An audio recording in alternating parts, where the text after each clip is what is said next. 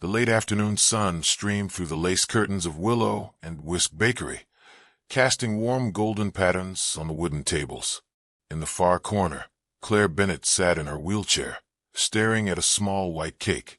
22 candles flickered quietly on top, their light almost mocking the stillness around her. It was her birthday, and she was completely alone. The bell above the bakery door chimed softly. A man in his early 30s stepped inside, shaking off the last of the autumn chill. His 6-year-old daughter skipped in behind him, clutching a small gift box wrapped in pastel paper. She chatted about sprinkles and frosting until her bright eyes landed on Claire, alone with her untouched cake. The little girl tugged on her father's sleeve and whispered urgently, "Daddy, can we sit with her?" Her father glanced over. Claire's posture was careful, almost too careful, the way someone sits when they don't want to be noticed. After a moment, he nodded and approached her table. "Hi," he said gently, his voice warm but cautious. "Would you mind if we join you?" Claire looked up, startled. No one had asked to sit with her in years. People sat with her when they were paid to. Nurses, therapists, assistants. Not strangers. Certainly not strangers, with kind eyes and a child smiling shyly at her. Before she could answer, the little girl stepped forward, holding out the gift box. "I'm Sophie, and this is for you. I made it with Daddy this morning." Claire blinked in surprise. "For me?" Sophie nodded, her voice taking on a tender seriousness rare in children her age. "Today's my mommy's birthday, too. She's in heaven now, but Daddy says she can still see us celebrating." The innocence of the offering and the way Sophie spoke of loss and joy in the same breath hit Claire like a wave. She felt the tightness in her throat grow, but somehow she managed a small smile. The man pulled out a chair for himself, moving with the quiet ease of someone who knew the value of unhurried moments. "I'm Mark Hayes," he said. "No one should celebrate alone." Claire hesitated, but nodded, and when Sophie began to sing Happy Birthday in her sweet, slightly off-key voice, Mark joined in, his baritone harmonizing with hers. The sound filled the little bakery with a warmth Claire hadn't felt in years. When she closed her eyes to make a wish, it was simple. So simple it almost hurt. She wished not to be alone anymore. Mark Hayes carried the weight of grief quietly. A widower since the age of 25, he worked as a carpenter, shaping wood with patience and precision. Since his wife, Emily, had passed away during childbirth, he had raised Sophie on his own, balancing sorrow with small joys like homemade cakes and afternoon trips to the park. What Sophie had inherited from her mother wasn't just her warm hazel eyes, which seemed to hold 1,000 untold stories, but also a rare sensitivity to notice loneliness in others. Perhaps it was because she had grown up with the absence of someone she only knew through photographs and stories. Mark had taught her that sadness and joy could exist side by side, and that families could be broken, yet still whole in a different way. He often told his daughter, "Everyone needs a friend, Sophie, and sometimes we have to be brave enough to offer friendship first." So when Sophie spotted Claire sitting alone with her cake and candles, her young heart recognized that distant look. It was the same one she had seen on her father's face on his hardest days. As Sophie chattered endlessly about how she had helped make the small cupcake she gave Claire, Mark watched quietly. There was something about this young woman that went beyond the wheelchair. The careful way she held her coffee cup, as if trying to take up as little space as possible. And yet, there was a quiet elegance in her, a light that was dimmed, but not gone. "That's a beautiful cake," Mark said, gesturing toward it. "May I ask, is it your birthday today?" "Yes," Claire answered with a small, almost hesitant smile. 22.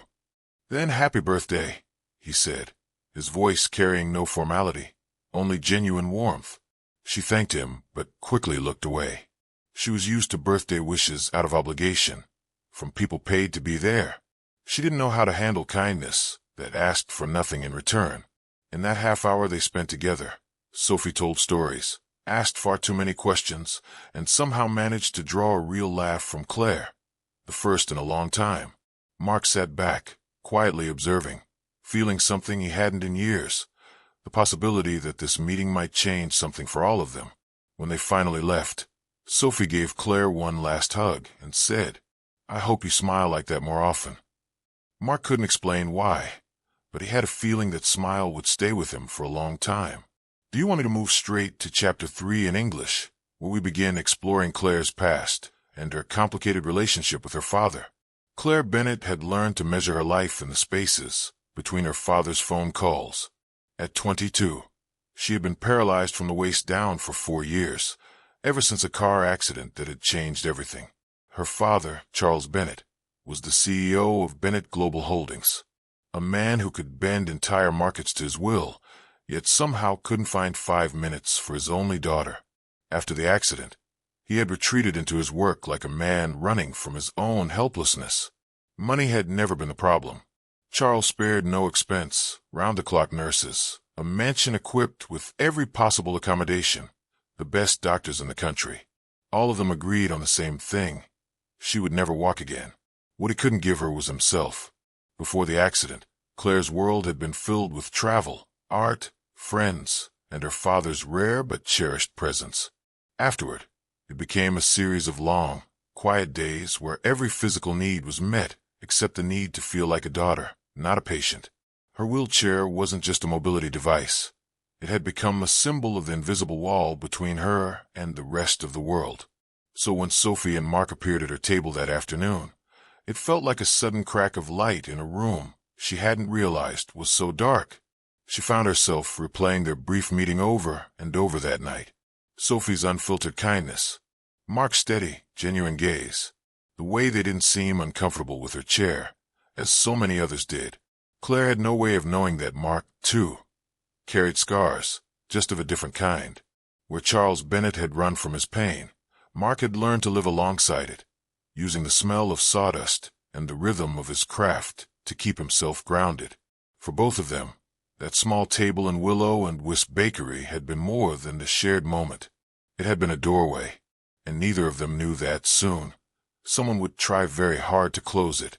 The following week, Claire found herself back at Willow and Wisp Bakery at the same time of day, without fully admitting to herself why. She was halfway through a cup of tea when the doorbell chimed, and in came Mark and Sophie. Sophie spotted her instantly and waved so enthusiastically she nearly dropped the paper bag she was carrying. "We brought cinnamon rolls," Sophie announced as they approached. "Daddy says they're best when you share them." Mark gave Claire a small, knowing smile. "We were hoping you might join us this time." And so, for the second time in her life, Claire found herself sitting across from the father-daughter pair. It quickly became a pattern. Once a week turned into twice, and twice turned into casual meetups at the park, where Sophie fed ducks and told Claire all about her drawings, favorite books, and the mother she imagined through her father's stories. Mark's presence was different from anyone else in Claire's life. He never tried to fill silences with polite chatter. He didn't glance at her wheelchair like it was the most interesting or tragic thing in the room. He simply saw her.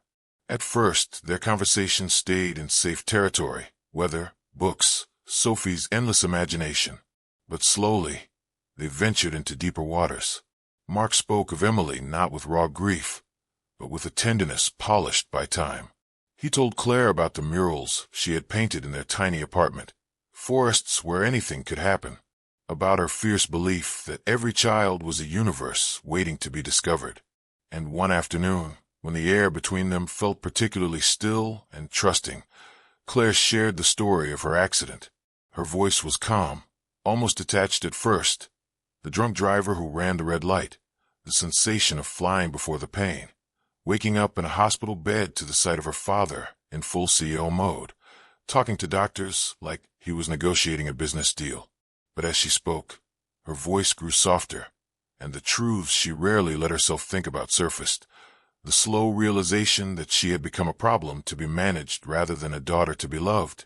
Sophie, with the timing only children seem to have, interrupted at just the right moment, plopping a paper crown on Claire's head. "Now you're Queen Claire," she declared, "and queens don't get sad." Claire laughed, and Mark noticed. It was the same laugh she'd given that first afternoon in the bakery, the one that had stayed with him for days. He also realized something else. He wanted to hear that laugh again, and again, and maybe, if he was lucky, for the rest of his life. Charles Bennett had always believed information was power, and he made sure he had plenty of it. When the household staff mentioned that Claire had been spending time outside the mansion more frequently, and with some man they didn't recognize, his instinct sharpened. Within days, a report from a private investigator landed on his desk. Mark Hayes, age 31, carpenter, widower, modest income, lives with his 6-year-old daughter in a small rented home on the edge of town. To Charles, it was all the evidence he needed to confirm what he already suspected. This man was after something, and with Claire's trust and vulnerability, it wouldn't take much for him to get it. That evening, Charles summoned his daughter to his study, a room she rarely entered. It smelled of leather, wood polish, and the faint hum of stock tickers from the wall of monitors. "Sit down, Claire," he said without looking up from his laptop. She wheeled herself in, but didn't sit any closer than necessary. "What is this about?" "You will cease all contact with this man immediately." His tone was clipped, authoritative, the same one he used to shut down underperforming executives. Her brow furrowed. "Mark." "Yes, Mark," Charles said with a flick of annoyance. "He's using you. What else could a man like that possibly want from someone like you?" The words landed like a slap. "Someone like you. You mean your broken daughter?" she said quietly, her voice trembling with both hurt and anger. "The one you can't stand to look at because she reminds you that you're not in control of everything." Charles finally looked up, his expression cold but tight. "I'm protecting you. You've been sheltered your whole life, Claire. You don't understand how the world works." She gave a bitter laugh. "Sheltered? I've been imprisoned. There's a difference." She leaned forward. "Mark and Sophie, they see me. When was the last time you did?" His jaw clenched. "If you continue seeing him, I'll take legal action. I can claim he's taking advantage of a disabled person. I'll destroy whatever little business he has. Is that what you want?" Claire froze. She knew her father's threats weren't empty. He had taken down much bigger opponents without breaking a sweat. The thought of Mark and sweet Sophie being crushed under that weight was unbearable. That night, with shaking hands, she typed a message. "I can't see you anymore. Please don't contact me. I'm sorry." She hit send, then stared at the screen, the letters blurring through her tears. Across town, Mark read the message again and again, as if the words might somehow rearrange themselves into something that made sense. They didn't. For 3 days, Mark did exactly what Claire had asked. He didn't call. He didn't text. He didn't stop by Willow and Whisk at their usual time. It felt like holding his breath underwater, waiting for something, anything, to break the silence. Sophie noticed immediately. The morning song she usually sang while getting ready for school faded into quiet hums. She asked fewer questions, played less with her crayons. On the 3rd night, she found Mark sitting in the dark living room, phone in hand. "Daddy, why are you sad?" she asked, climbing into his lap. He hesitated. "Miss Claire can't see us anymore, sweetheart." His voice cracked despite his effort to keep it steady. Sophie was quiet for a long time, her small brow furrowing. "But she loves us," she said simply. "I know she does. She smiles different when she sees us, real smiles, not pretend ones." Mark pulled her close, his throat tight. She was right, but Claire's message had been so final. The next morning, when Sophie asked if Claire didn't want them anymore because they weren't rich, something inside Mark shifted. It wasn't anger, it was resolve. He wasn't going to let his daughter grow up believing love depended on a bank account. That afternoon, they drove to the Bennett mansion. The long driveway was guarded by wrought iron gates taller than Mark had ever seen. A uniformed security guard stepped forward. "I'm sorry, sir. You're not on the approved list." Behind him, the mansion loomed like a palace, beautiful but cold. Sophie pressed her small face between the bars of the gate. "Miss Claire," she called, her voice high and clear. "Miss Claire, we miss you. Please come back."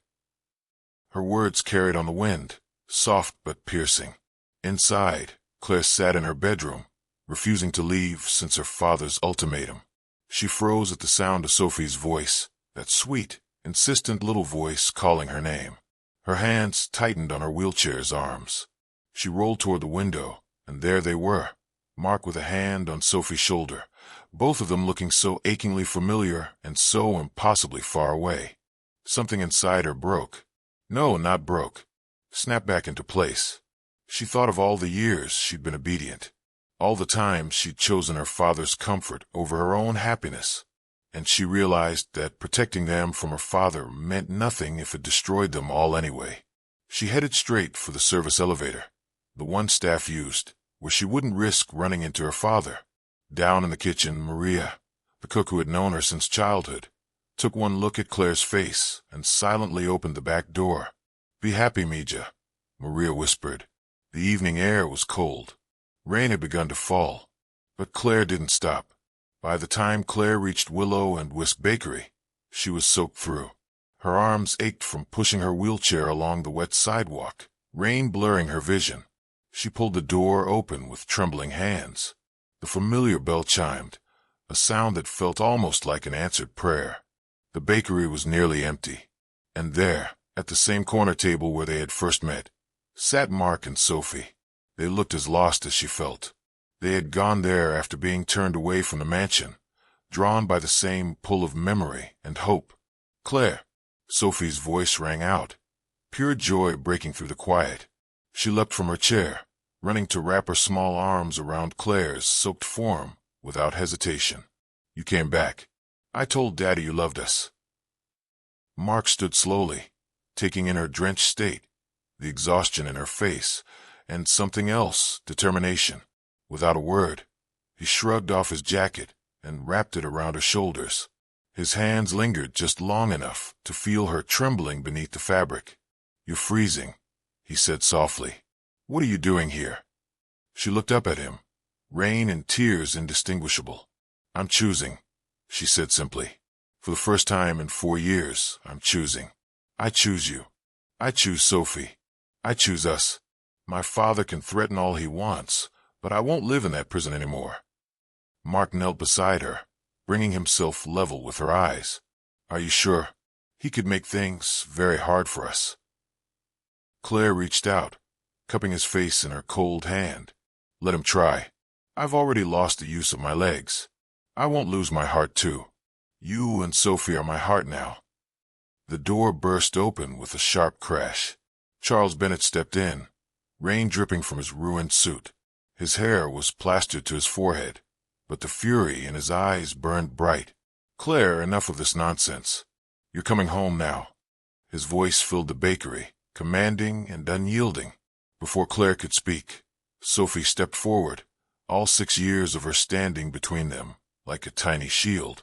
"You're mean," she said firmly. "My daddy says family means being there, not just paying for things. You make Miss Claire cry. That's not what daddies are supposed to do." The truth from a child's mouth hung in the air like a gavel strike. Charles looked down at Sophie, and for a moment his expression faltered. Then his gaze shifted to Claire, really shifted. For the first time in 4 years, he saw her, not the fragile figure to be managed, not the wheelchair. His daughter, alive, defiant, loved. For a long moment, no one moved. Rain pounded against the bakery windows, the sound filling the silence that had settled after Sophie's words. "Dad," Claire began, her voice steady despite the storm inside her. "When I woke up in that hospital, paralyzed and terrified, do you know what I needed? Not the best doctors, not state-of-the-art equipment. I needed my father. I needed you to hold my hand and tell me we'd figure out together. But you disappeared into your office and threw money at the problem. I'm not a problem to be solved. I'm your daughter." Charles's shoulders slumped as if her words had physically struck him. The fight in his eyes softened, replaced with something far more fragile. "I didn't know what to do," he admitted, his voice breaking. "When your mother died, I built a bigger company in her honor. That was something I could control. But when you got hurt, all my money couldn't fix it. I felt useless. I am useless." Mark stepped forward. "You're not useless. You're scared. When my wife died, I wanted to give up too. But Sophie needed me, so I learned to be scared and present at the same time. That's what your daughter needs. Not your power, not your money. You. Charles looked at the man before him, the one he dismissed as unworthy, and saw something he couldn't deny, the ability to give Claire what he couldn't.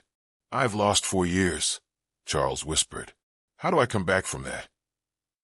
Claire rolled her chair closer, reaching for his hand. One day at a time, Dad. That's how I've learned to live with this chair. One day at a time, together. He gripped her hand like a man grabbing onto a lifeline. I'm sorry, Claire. I turned you into a project because I couldn't bear to see you in pain. But I see now that I caused more pain than the accident ever did. Sophie, sensing the tension dissolve, looked up at both men. So, does this mean we can all be a family now? Because I really want Miss Claire to be my mommy. The unexpected innocence of the question drew choked laughter from all 3 adults. Charles glanced at Mark, then back at Claire. If you'll have me, I'd like to learn how to be your father again, and maybe a grandfather someday. Claire squeezed his hand, tears falling freely. We'd like that. All of us. 1 year later, Willow and Whisk Bakery looked nothing like the quiet shop where Claire and Mark had first met. White ribbons draped across the windows. Vases of fresh flowers lined the counter. The soft hum of conversation filled the air, carrying with it the scent of sugar, cinnamon, and coffee. It was Claire's 23rd birthday and her wedding day. She had chosen this place intentionally. It was here she had found something she never thought she'd have again. Connection, love, and the courage to choose her own life. The aisle was wide enough for her wheelchair, which Sophie had decorated with yellow and white flowers, ribbons curling like streamers. Claire wore her mother's wedding gown, carefully altered to flow around her chair with effortless grace. When she looked toward the small altar where Mark was waiting, her smile lit the room. Charles stood beside her, ready to walk his daughter down the aisle. Over the past year, he had changed in ways Claire never imagined. He stepped back from the company, allowing trusted executives to lead. He had gone to her physical therapy sessions, learned how to help with transfers, and, more importantly, learned to simply be there. He had also formed an unlikely friendship with Mark.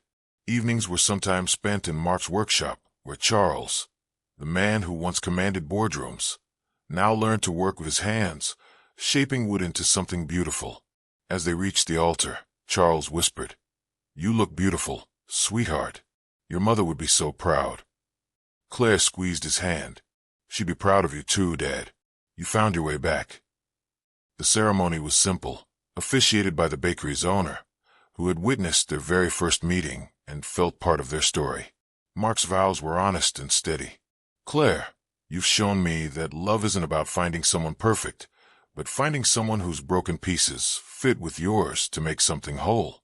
I promise to push your chair when you're tired, carry you when needed, and most of all, to always see you, not your disability, but the incredible woman who saved Sophie and me from a life half-lived." Claire's vows brought tears to nearly every guest. "Mark, you and Sophie didn't just accept my limitations. You showed me they don't define my possibilities. You've given me a family, a future, and a love I thought only existed in books. I promise to be the mother Sophie deserves, the wife you deserve, and to choose us every single day." When they kissed, Sophie cheered so loudly that laughter rippled through the crowd. The reception was held right there in the bakery. Mark's carpenter friends played live bluegrass, and Claire spun her wheelchair on the dance floor as Sophie twirled around her in circles. Charles, for the first time in years, laughed freely.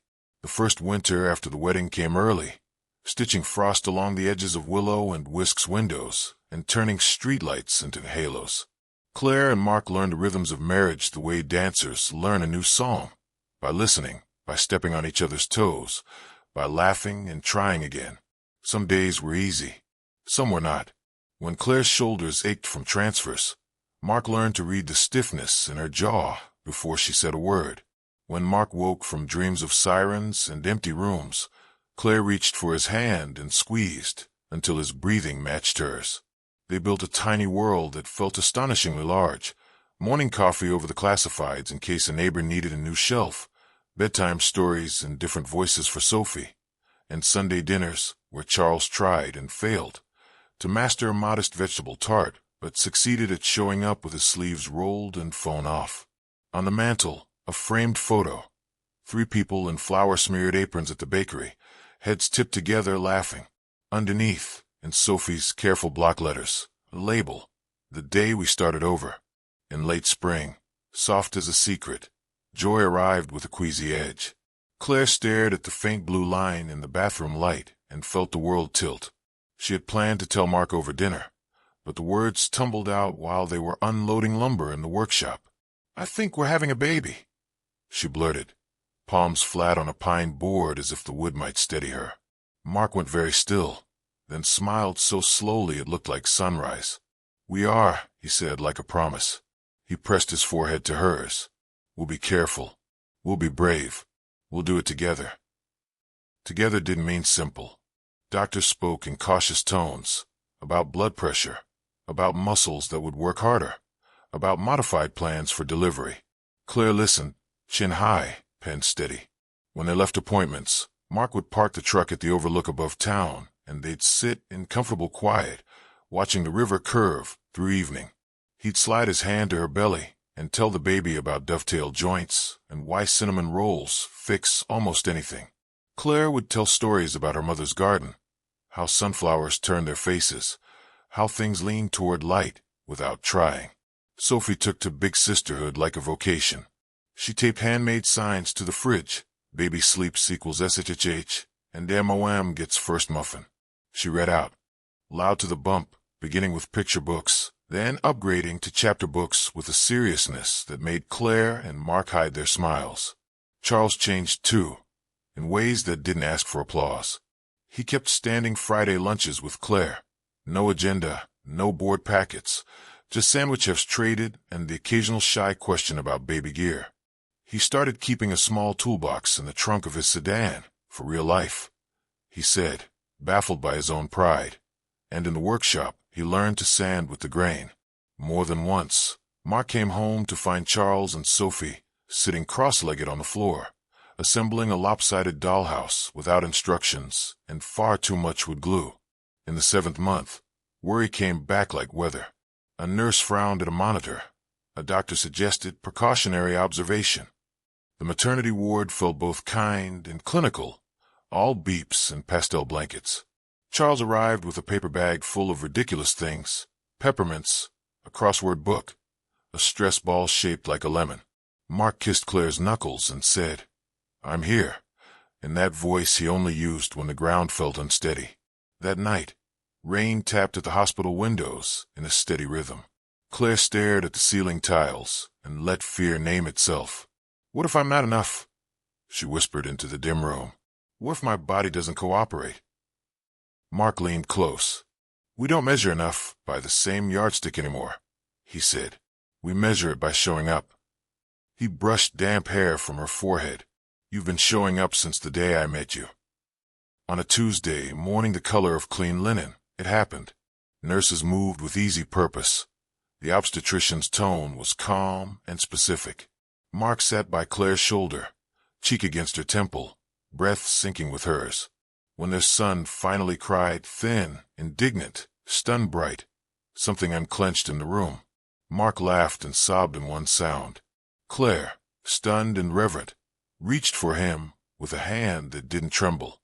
They named him Samuel Charles Hayes, Samuel for the quiet strength of a man who loved and was loved into courage, Charles for a grandfather who had learned that presence is the bravest kind of power. Sophie entered the room like sunrise in sneakers, clutching a stuffed rabbit and a napkin-wrapped chocolate chip cookie for emergency happiness.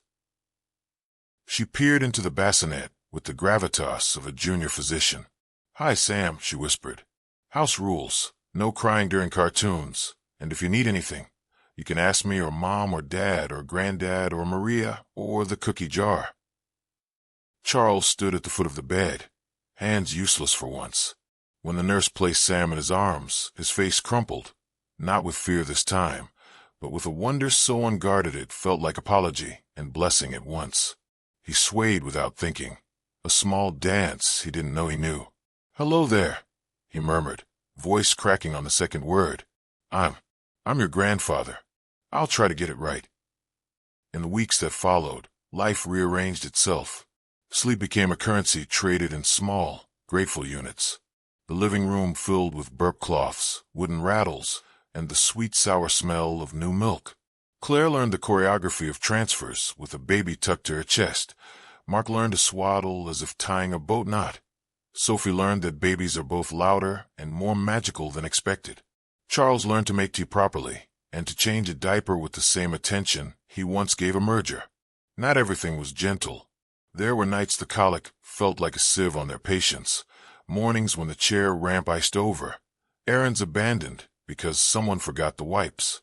Once, in a pharmacy aisle under terrible lighting, Claire blinked back frustrated tears when her hands wouldn't cooperate with the stubborn cap.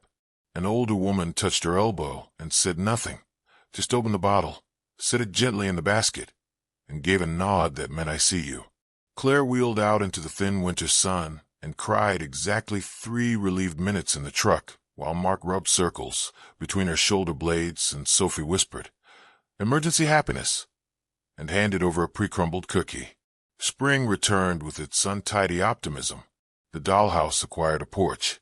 The garden behind the little house, not the mansion, they traded square footage for warmth, sprouted sunflowers that insisted on growing taller than anyone expected.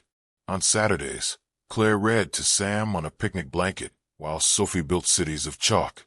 Mark planed a maple board for a crib that would someday become a bench, because things in their family were always more than one thing.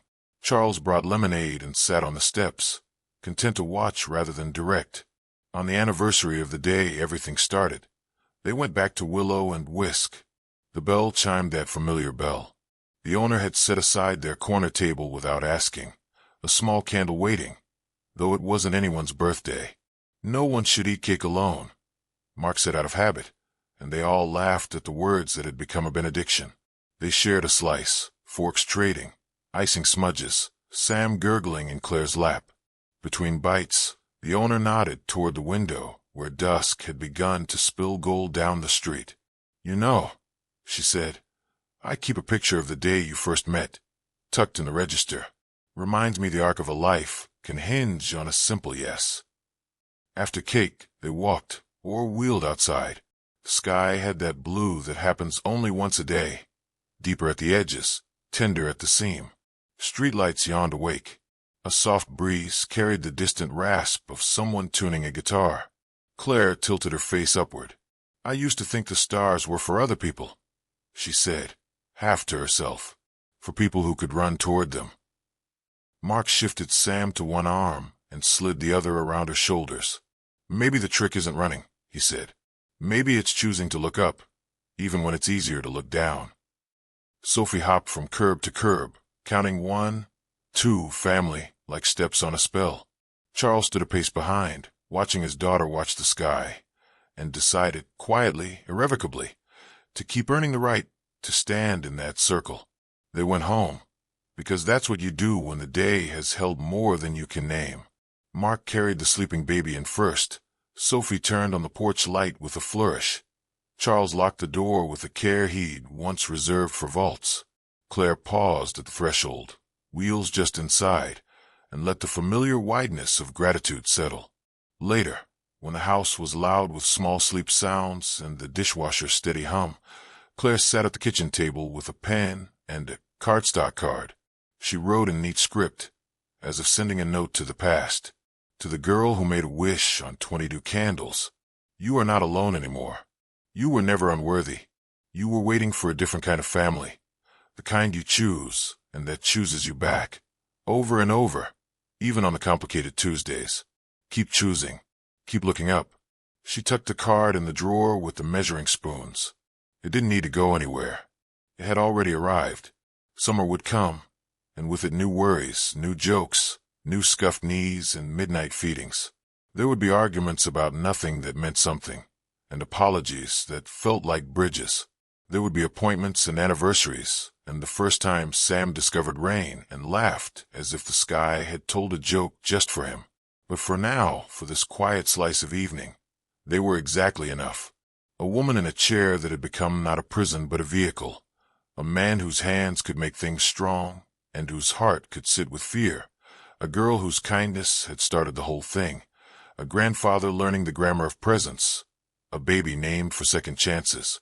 On the fridge, Sophie added one more sign in washable marker. House motto. Show up. Share cake. Look up. Choose us.